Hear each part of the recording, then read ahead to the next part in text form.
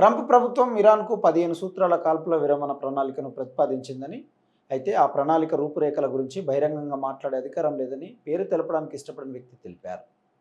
Washington, టెహరాన్ల మధ్య పునచర్చలకు ఆతిథ్యం ఇవ్వడానికి ముందుకొచ్చిన పాకిస్తాన్కు చెందిన మధ్యవర్తులు ఈ కాల్పుల విరమణ ప్రణాళికను ఇరాన్కు సమర్పించారు.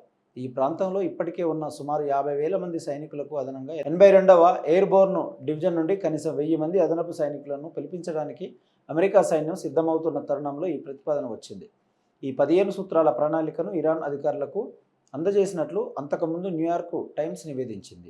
పెంటగాన్ కూడా ఈ 2 మెరైన్ ఎక్స్‌పెడిషనరీ యూనిట్లను మోహరించే ప్రక్రియలో ఉంది. ఇవి ఈ ప్రాంతానికి సుమారు 5,000 మంది మెరైన్లను, వేలాది మంది నావికులను అదనంగా చేర్చుకున్నాయి. ఇరాన్పై యుద్ధాన్ని కొనసాగించాలని ట్రంప్కు సూచిస్తున్న ఇజ్రాయెల్ అధికారులు అమెరికా ప్రభుత్వం కాల్పుల విరమణ ప్రణాళికను సమర్పించడంతో ఆశ్చర్యానికి గురయ్యారని ఆ వ్యక్తి మీడియాకు తెలిపారు. అయితే మధ్యప్రాచ్యానికి అదనపు సైనికులను, మెరైన్లను పంపడానికి అమెరికా చర్యలు తీసుకుంటున్న నేపథ్యంలో తదుపరి ఏమి చేయాలనే దానిపై వెసులుబాటు కల్పించుకోవడానికి ట్రంప్ చేస్తున్న ఎత్తుగడగా దీనిని చిత్రీకరిస్తున్నారని ఆ వ్యక్తి పేర్కొన్నారు.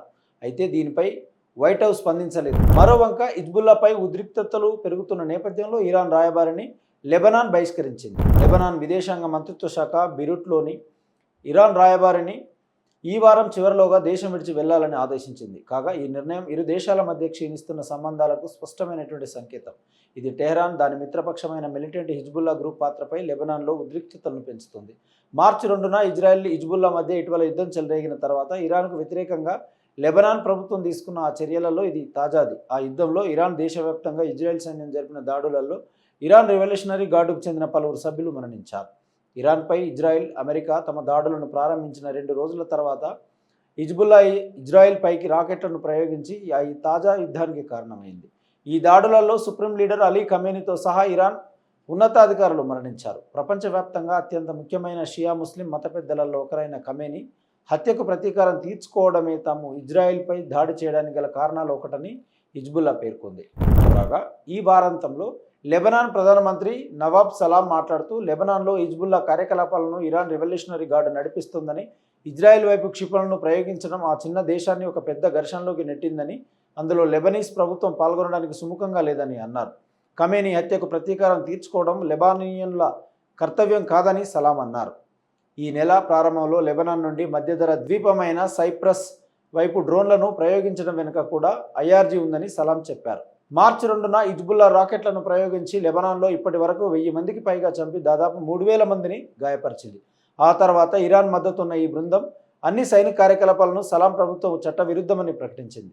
ఆ బృందం తమ ఆయుధాలను ప్రభుత్వానికి అప్పగించాలని కూడా ఆయన అన్నారు. ఇరాన్ పౌరులకు లెబనాన్లోకి వీసా రహిత ప్రవేశాన్ని కూడా ప్రభుత్వం రద్దు చేసింది. మార్చి ఆరంభంలో జరిగిన అత్యవసర కేబినెట్ సమావేశం అనంతరం సలాం మాట్లాడుతూ యుద్ధం, శాంతి విషయాలపై ప్రభుత్వం మాత్రమే నిర్ణయం తీసుకోవాలని, లెబనాన్ నుండి క్షిపణులు లేదా డ్రోన్ల ప్రయోగాలను నిరోధించాలని, వాటి ప్రయోగం వెనుక ఉన్నవారిని అదుపులోకి తీసుకోవాలని భద్రతా సంస్థలకు పిలుపునిచ్చారు. మరోవంక కువైట్ అంతర్జాతీయ విమానాశ్రయంలో డ్రోన్లు ఇంధన ట్యాంకును ఢీకొట్టడంతో మంటలు చెలరేగాయని, ఈ ఘటనలో ఎలాంటి ప్రాణనష్టం జరగలేదని గల్ఫ్ దేశ పౌర విమానయాన సంస్థ తెలిపింది. ప్రాథమిక సమాచారాన్ని ఉటంకిస్తూ ఈ దాడి వల్ల పరిమిత నష్టం మాత్రమే జరిగిందని directorate general of civil aviation ఆన్లైన్లో పోస్ట్ చేసిన ఒక ప్రకటనలో తెలిపింది. సంబంధిత అధికారులు వెంటనే అత్యవసర విధానాలను అమలు చేశారు. మంటలను అదుపులోకి తీసుకురావడానికి అగ్నిమాపక సిబ్బందిని మోహరించారని ఏజెన్సీ ప్రతినిధి అబ్దుల్లా ఆల్ రజీ తెలిపారు. ఫిబ్రవరి 28న ఇజ్రాయెల్, అమెరికా ఇరాన్పై దాడులు ప్రారంభించడంతో ప్రాంతీయ యుద్ధం మొదలైనప్పటి నుండి కువైట్ విమానాశ్రయంపై అనేకసార్లు దాడులు జరిగాయి. మార్చి 14న చాలా డ్రోన్లతో విమానాశ్రయంపై దాడి జరిగిందని, అవి దాని రాడార్ వ్యవస్థపై దాడి చేశాయని పౌర విమానయాన సంస్థ తెలిపింది. ఎలాంటి ప్రాణ నష్టం జరగలేదు. మార్చి 8న విమానాశ్రయంలోని ఇంధన ట్యాంకులపై డ్రోన్లు దాడి చేయగా, అంతకుముందు ప్రయాణికుల టెర్మినల్పై జరిగిన దాడిలో పలువురు స్వల్పంగా గాయపడడంతో పాటు కొంత నష్టం కూడా జరిగింది.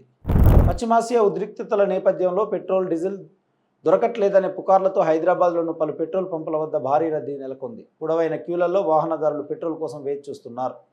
తెలంగాణలో ఎక్కడ పెట్రోల్, డీజిల్ కొరత లేదని అధికారులు చెబుతున్నప్పటికీ కొనుగోలు ఎక్కువగా జరగడంతో పలు బంకుల వద్ద స్టాక్ లేదు అనే బోర్డులు ప్రదర్శించారు. మరోవంక సిఎన్జి అవుట్లెట్ల వద్ద ఇంధనం నింపుకోవడానికి ఆటో రిక్షాలు పొడవైన క్యూలలో వేచి ఉండడం కనిపించింది. ఇది ట్రాఫిక్కు తీవ్ర అంతరాయం కలిగిస్తోంది. ఇదిలా ఉండగా తెలంగాణ ప్రభుత్వ వినియోగదారుల వ్యవహారాలు, ఆహార పౌర సరఫరాల శాఖ రాష్ట్రంలో ఎక్కడ పెట్రోల్, డీజిల్ లేదా గృహ వినియోగ ఎల్పీజీ కొరత అసలు లేదని స్పష్టంగా తెలియజేసింది. చమురు శుద్ధి కర్మాగారాల నుండి స్థానిక డిపోల వరకు సరఫరా వ్యవస్థ పూర్తి స్థాయిలో పనిచేస్తుందని, అన్ని జిల్లాల్లోని పౌరులందరి రోజువారీ అవసరం తీర్చడానికి తగినంత నిల్వలు అందుబాటులో ఉన్నాయని ఆ శాఖ తెలిపింది.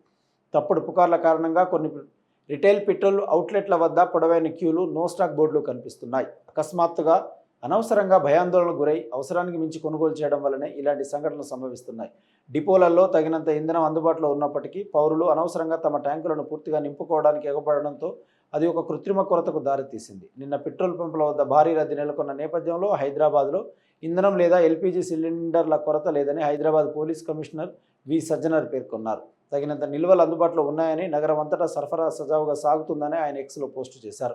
ఇలాంటి చర్యలు అనవసరమైన రద్దీకి, అంతరాయానికి దారితీయవచ్చునని, కాబట్టి పౌరులు భయాందోళనలకు గురికావద్దని లేదా ఇంధన కేంద్రాలకు ఎగబడ్డవద్దని ఆయన కోరారు. సంబంధిత అన్ని శాఖల సమన్వయంతో హైదరాబాద్ నగర పోలీసులు పరిస్థితిని నిశితంగా పర్యవేక్షిస్తున్నారు. ప్రతి ఒక్కరూ ప్రశాంతంగా ఉండాలని, వదంతులను వ్యాప్తి చేయడం లేదా నమ్మడం మానుకోవాలని, సాధారణ పరిస్థితులు కొనసాగేలా అధికారులకు సహకరించాలని మేము విజ్ఞప్తి చేస్తున్నామని ఆయన అన్నారు. హైదరాబాద్లో ఇంధన కొరతకు సంబంధించిన వదంతులను తెలంగాణ పెట్రోలియం డీలర్స్ అసోసియేషన్ ఖండించింది. ఇంధన కొరత లేదని HPCL, IOCL, BPCLల వద్ద తగినంత నిల్వలు అందుబాటులోకి ఉన్నాయని అది పేర్కొంది. భయాందోళనలతో కొనుగోలు చేయడం వల్ల దేశవ్యాప్తంగా అనేక రిటైల్ అవుట్లెట్లలో తాత్కాలికంగా సరుకు నిండుకుంది. పెట్రోల్ లేదా డీజిల్ను డబ్బాలలో నిల్వ ఉంచుకోవడం PESO నిబంధనలకు విరుద్ధమని పేర్కొంది. భయాందోళనలతో కొనుగోలు చేయవద్దని ప్రజలకు విజ్ఞప్తి చేశారు. ఎన్ని వివరణలు ఇచ్చినప్పటికీ నిన్నటి నుండి హైదరాబాద్లోని పెట్రోల్ పంపుల వద్ద భారీ రద్దీ, పొడవైన క్యూలు కొనసాగుతున్నాయి. వాస్తవ వార్తలకు ప్రమాణం టీవీ వర్తమానం. ఈ వార్తలు ఇంతటితో సమాప్తం. మరిన్ని విశేషాలతో మళ్ళీ కలుద్దాం. నమస్కారం. సబ్స్క్రైబ్ చేయండి, షేర్ చేయండి, కామెంట్ చేయండి. వర్తమానాన్ని ప్రజల్లోకి తీసుకెళ్ళండి. ధన్యవాదాలు. Thank you.